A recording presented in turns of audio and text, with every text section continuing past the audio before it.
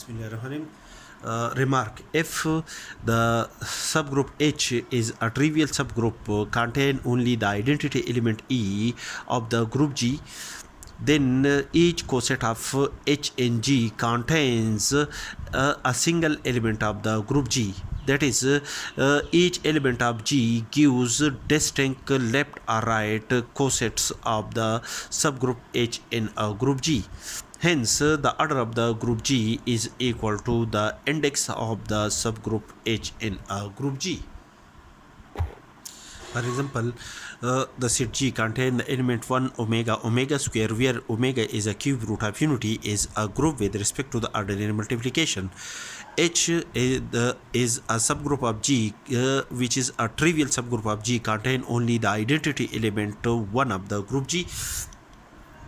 Then, for an element to calculate the left cosets of the subgroup H in a group G, we select an element 1 of the group G such that operate the element 1 with each element of the subgroup H of a group G. We have 1 multiplied by 1 is equal to 1, which is a left coset of the subgroup H in a group G defined by an element 1 of the group G. For element omega belong to the group G, operate the element omega to the element 1 multiplied by omega is equal to omega, which is the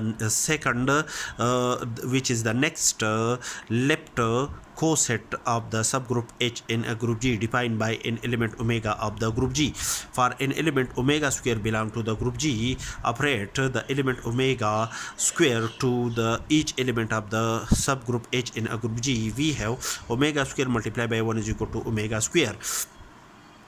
Now, each of the